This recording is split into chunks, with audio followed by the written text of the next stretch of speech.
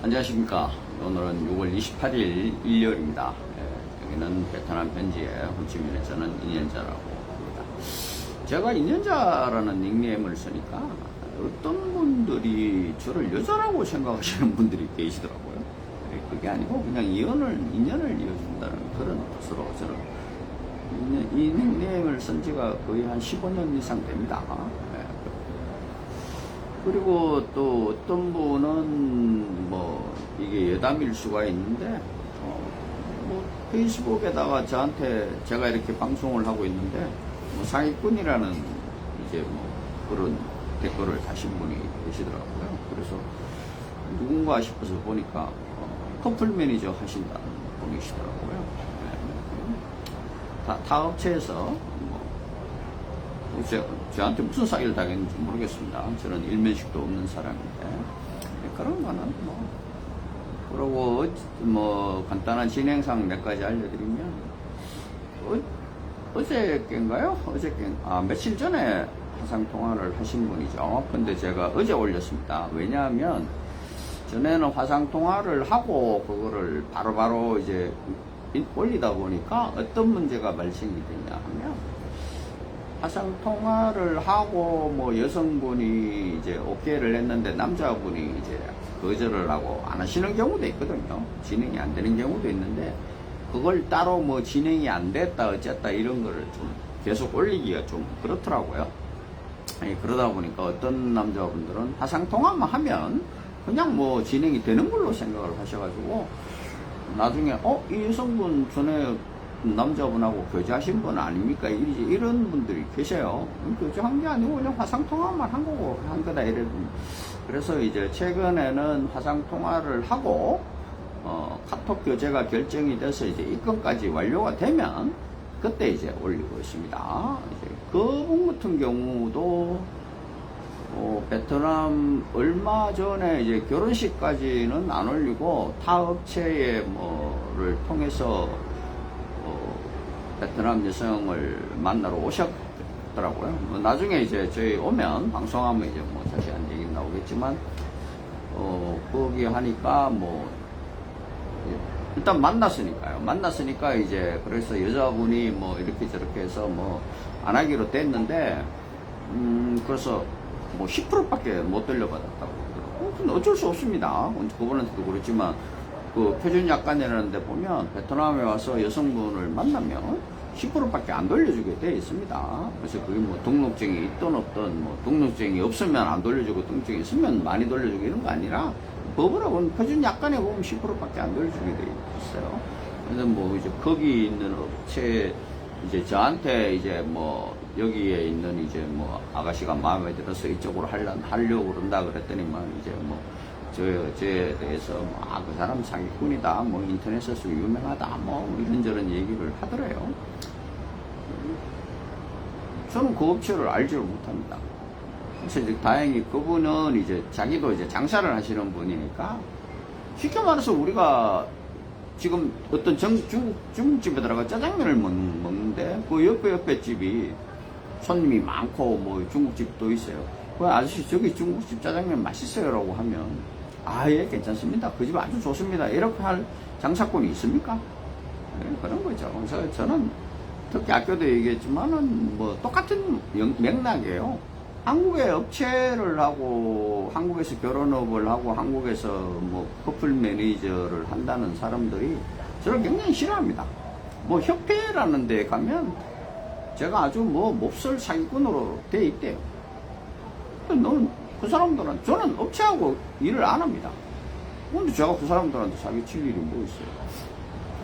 저한테 결혼을 하신 분이 저한테 사기꾼이라고 그러고 이런 일이 지금 잘못됐다 그러면 제가 고쳐야 되겠지만 내한테 하지도 않고 저는 얼굴도 모르는 사람이 그런 얘기하면 그래서 다행히 그분은 잘 진행이 지금 되고 계시고 7월 초에 들어오시기로 하셨습니다. 그래서 비행기까지 다 하신 거고 7월은 그래서 굉장히 바쁩니다. 굉장히 바쁘고 그리고 또 오늘 또 화상통화를 한 분 계십니다. 오늘 화상통화를 한 분이 60대 되신 분이 한 분이 계신데 일단 뭐 여자분은 한 3년 전? 3, 4년 전에 우리 회사에 등록하신 아주 나이 많은 초혼녀세요. 그래서 뭐 동안에 우리 회사를 기다리고 했는데 좋은 인연이 될 것 같은데, 일단 두 분 동의하셨고, 그래서 이제 카톡 배제를 하기로 했습니다. 하지만 이제 그거를 뭐 또 남자분한테 서류도 받아야 되고 또 입금도 받아야 되니까, 그게 받게 돼서 카톡으로 진행이 되게 되면 그때 이제 영상은 올리도록 하겠습니다. 그렇다는 말씀을 드리고, 오늘 본론으로 말씀드릴 것 같으면, 자,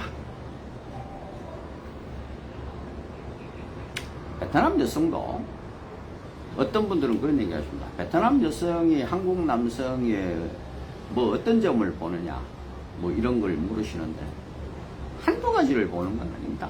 베트남 여성도 남성의 뭐 외모, 그 다음에 뭐 신체 조건, 그 다음에 뭐 좀 이런 얘기가 뭐하지만 뭐 이제 경제력, 그 다음 나이, 그 다음에 이제 거주 환경이나 이제 가정 형편, 이런 것도 다 봅니다. 이거를 제가 이제 이렇게 본다고 말씀을 드리면, 그러면 한국 여자나 무슨 별반 차이가 있냐요? 당연히 차이가 없습니다. 뭐 어느 나라의 여자든 다 그런 걸 봅니다. 남자분들이 착각을 하시는 부분이 있는 게, 뭐 베트남 여성들이 남자 외모를 안 봅니다. 외모를 어떻게 안 봅니까? 근데 외모를 보는 수준이나 경제력을 보는 수준이 한국에서의 카트라인보다는 상당히 낮죠. 그렇다는 거지 그걸 안 보는 게 아닙니다.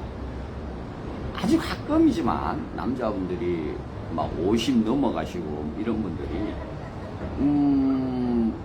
아주 자신의 차 있는 경우가 있습니다. 그분들하고 이렇게 얘기를 해보면 50 넘었는데 초원에 자기가 뭐 연봉이 뭐 한 5, 6천 되고 뭐 그리고 이제 뭐 이런 얘기를 쭉 합니다. 그분은 어떻게 생각을 하시는지 모르겠지만 50 넘었는데 연봉 5, 6천 되는 게 많이 받는 겁니까? 제가 봐서는 아닙니다. 저는 여기서 수많은 사람을 그걸 하고 있잖아요. 30대에서 연봉 5, 6천이라면 괜찮죠. 그 사람들은 연봉 5, 6천에 나이가 30대면 나이로나 뭐로 보나 좋은 조건이에요. 근데 나이가 50이 넘었는데 연봉이 5천이면 좋은 조건이다? 아니죠. 그걸 좋은 조건이라고 생각하시면 그분 자체가 좀 힘듭니다. 그런데다가 결정적인 건 뭐냐, 50 넘었는데 외모가 안 됩니다. 외모가 뭐 아주 잘생기고 뭐 이런 게 아니라, 사진을, 제가 이제 그런 얘기를 하거든요. 사진을 굉장히 중요하게 생각합니다. 근데 어떤 분들은 50 넘고 이러다 보니까 자기가 사진첩에 뭐 보니까 사진이 없다. 그래서 뭐 언제 찍었는 사진인지도 모르겠지만 뭐 이상한 사진들을 보냅니다. 제가 이런 사진 가지고 안 됩니다라고 막 짜증을 냅니다. 제가 뭐 어디 가서 스튜디오 가서 뭐 프로필 사진 찍으라고 그랬나요? 제가 뭐 운동을 한 3개월 하고 뭐 해서 몸을 다듬는 그런 걸 하라고 한 게 아니잖아요. 그냥 일상적인 사진이라도 깔끔하게, 그리고 외모가 잘생겼다 못생겼다가 아니라 좀 관리를 하셔야 됩니다. 그렇죠? 머리도 좀 짧게 자르시고, 그 다음에 좀 옷도 좀 잘 입으시고, 뭐 그걸 양복을 입고 이런 얘기가 아니에요. 그냥 옷도 좀 잘 입으시고, 그리고 어느 누가 뭐 허다못해 그 핸드폰으로 사진을 그냥 찍으셔도 돼요. 뭐 셀카로 찍으셔도 되고, 아니면 뭐 어떤 분들은 셀카가 찍기 힘드시면 뭐 그 거울에 비친 사진을 찍으셔 보내시는 분도 있어요. 그것도 돼요. 그리고 뭐 좀 이제 괜찮으시면 주위에 뭐 사진 찍어주시는, 뭐 요즘 저도 이제 방송하고 이럴 때 이제 뭐 셀카봉을 쓰지만 그런 식으로 찍을 수 있잖아요. 근데 그런 노력도 안 하십니다. 그런 노력도 안 하시고, 아니 뭐 이렇게 해서 마음에 들만 하고 아니면 말죠, 이런 얘기를 합니다. 당연히 마음에 안 들죠, 베트남 백성이. 그분들의 생각은 이러시는 것 같아요.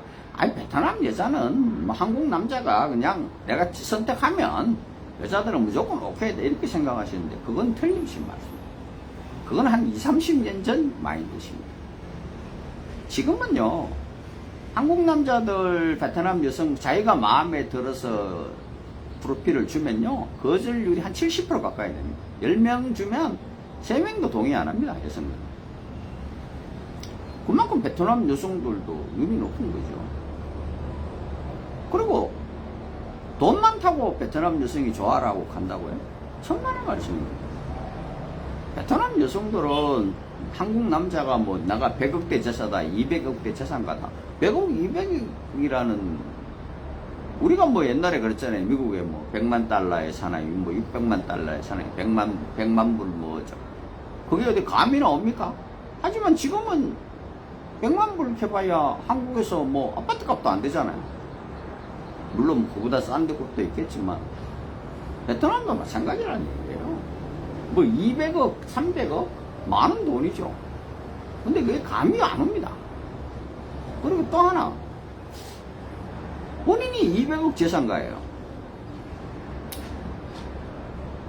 근데 돈 쓰는 썸썸이는 내가 봐서는 200억이 아니라, 그러니까 그런 분들은 주로 어떠냐? 우리나라에 지금 이제 하우스푸어라고 있잖아요.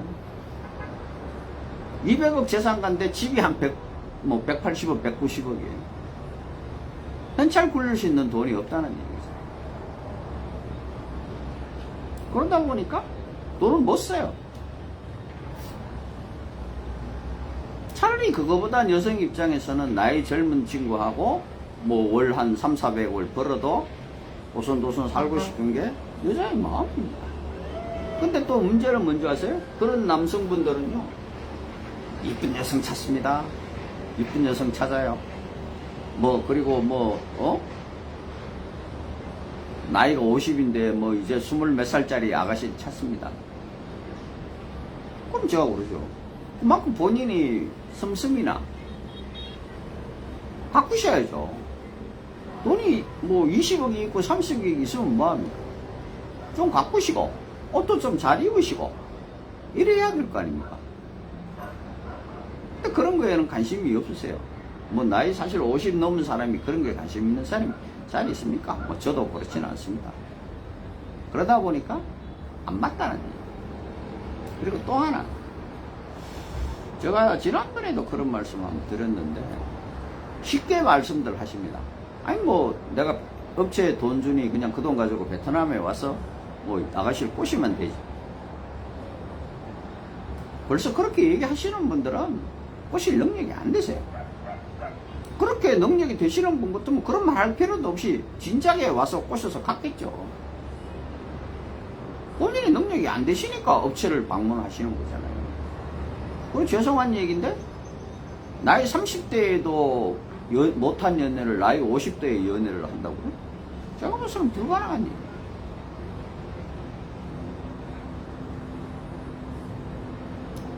그리고 또 하나, 최근에 이제 젊은 친구들이 저한테 상담을 이제 하고 한국에 있는 식구들을 만나보고 싶다는 신랑들이 꽤 많이 있습니다.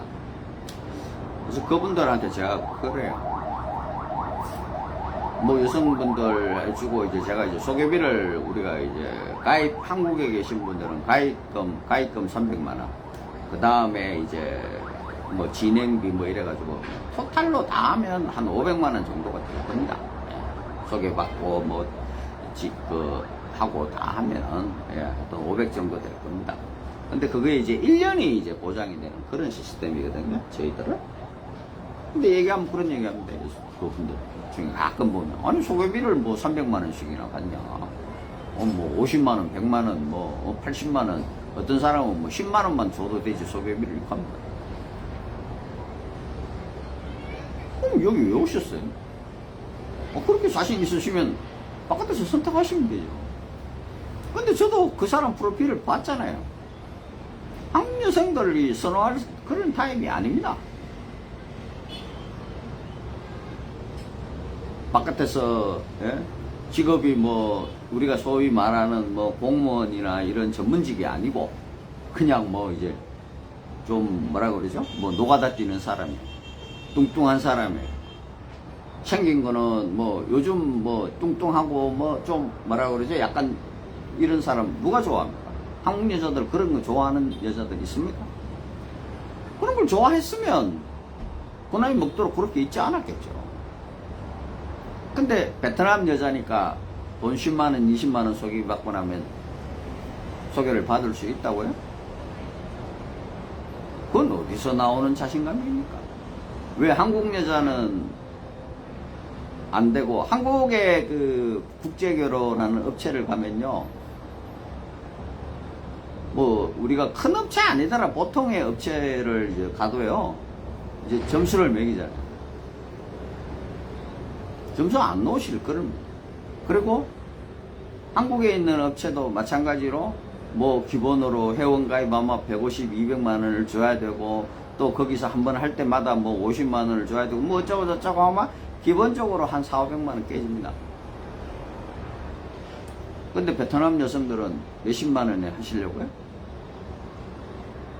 그럼 제가 그러죠. 아, 예, 그렇게 할 수 있는데 가서 하시라고. 그냥.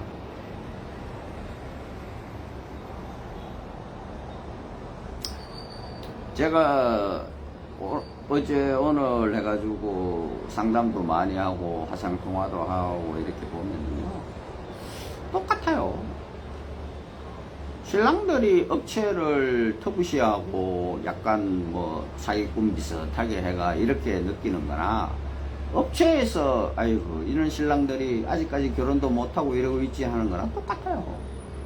서로 간에 필요에 의해서 우리는 맺어지고 찾는 그런 공생관계잖아요. 어떤 분들은 뭐, 자기는 능력이 뛰어나서 뭐 페이스북에서 여자를 꼬셔가지고 베트남에 와서 만나가지고 하면 몇백만 원 안 들어간다. 해보세요. 그렇게 해서 다 성공하는 거 같으면, 다 괜찮은 거 같으면, 여기 결혼업체를 10몇 년씩 하고, 26년째 제가 하고 있어요. 26년째 하고 있으면서 손님이 없어야죠. 왜 한국에 있는 업체들이 저를 그렇게 싫어하고 욕을 하고 사기꾼이라고 하고 합니까? 제가 잘 되니까 그런 거예요. 제가 뭐 한 달에 한 명 하고 두 달에 한 명 하고 뭐 이래서 밥도 못 먹고 살고 이러면 저는 당연히 안 하죠. 그 사람들이 저를 욕할 필요가 없죠. 근데 잘 하거든요. 자기들은 못하는 방식으로 하고, 자기들은 한 달에 한두 명 할까 말까 하는데 그 몇 배를 하고 있으니까 우라통이 터지니까 사기꾼이라고 이제 그걸 하는 거죠.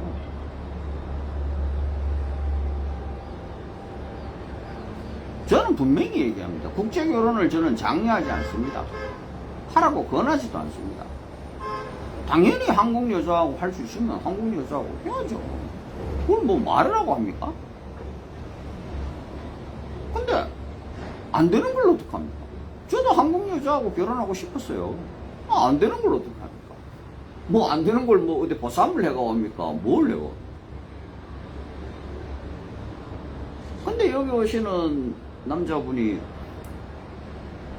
제가 바보가 아니잖아요. 제가 26년째 이 일을 합니다. 프로필을 받고 사진을 받고 서류를 받으면 답이 나오잖아요. 근데 뭐 자기는 뭐 그게 아니고 뭐 이런 얘기, 주로 이제 그런 얘기 하는 분들이 40대 후반 50대 초반이 그런 분들이 많아요. 특히 이제 초혼분들. 죄송한데 50이 넘어가면서 초혼이신 분이, 예? 자기가 뭐 한국에 갈 수 있으면 간다고요? 그게 풀 뜯어먹는 소리죠. 그러고 그때는 30대에 갔고 40대에 갔겠죠. 뭐 갑자기 어디 뭐 재산이 없다가 로또를 맞은 것도 아니고, 그런 분들은 없어요. 그냥 국제결혼을 알아보고 하시는 분들은 자기가 국제결혼을 해야 되겠다는 걸 스스로 느끼시는 거예요. 그리고 그런 분들이 오셔서 성심성의껏 진행을 하시는 게 맞아요. 상담을 하실 때 제가 말씀을 드리잖아요. 제가 프로필을 돌라고 이제 프로필 양식을 보내주거든요. 거기에 자세하게 쓰시는 분들이 계십니다. 아주 꼼꼼하게. 그리고 사진도 미리 준비해가지고 탁탁, 동영상도 탁탁 이렇게 하시는, 그런 분들은 성공합니다. 그런 분들은. 근데 그게 아니라, 뭐, 한 묻는 게 한 열 몇 가지 되거든요. 그 중에 5, 6가지를 물어야 됩니다, 다시. 사는 지역이 어디냐, 직업이 뭐 회사원. 회사원이 뭐 어디까지가 회사원인 겁니까? 그리고 뭐 집. 우리가 묻는 거는 자간지, 전세인지, 월세인지를 묻는 거지 않습니까? 근데 부모님 명의의 집인 자가는 아니잖아요. 그럼 부모님 명의에 살면 당연히 결혼 후에 동거를 부모님하고 동거를 할 건지, 아니면 뭐 결혼 후에 그러면 뭐 독립을 하는데 내가 자가를 얻을 건지, 아니면 전세를 시작할 건지, 월세로 시작할 건지 당연히 알려줘야 되는 거 아닙니까? 그런 걸 물으면은 까다롭게 구는 겁니까? 그런 것도 안 묻고 그러면 결혼시킵니까? 제가 차 사진을 보내라고 하거든요. 차 사진을 보내라고 합니다. 왜냐? 여성분들이 이 남자가 차가 있는 사람인지, 자가가 있는 자가인데, 쉽게 말해서 그 집이 괜찮은 집인지, 뭐 그게 내가 시가가 얼마인지를 묻는 건 아니잖아요. 집 내부가 얼마나 깨끗하게 사는지. 어떤 분은 이런 말씀 드리면 뭐한데요, 집을 거지 개판같이 했는데 그걸 치우지도 안 하고 사진을 찍어 보내시는 분도 계세요. 그럼 과연 그 사람이 결혼을 하려는 마음을 먹고 하냐? 자기 사진 찍으라는데 그냥 이런 뭐 과간입니다. 그냥 이게 사진도 얼굴도 이목구비도 제대로 안 보여요. 그런 사진을 보냅니다. 다 안 되죠. 안 됩니다. 그런 분. 준비를 잘 하시고 상담을 하시는 게, 이왕 돈 주고 하는 거 상담부터 잘 해야, 첫 단추를 잘 끼워야 마지막까지 잘 갈 거 아닙니까? 자, 오늘은 여기까지 하고 저는 또 일하러 가겠습니다. 까만.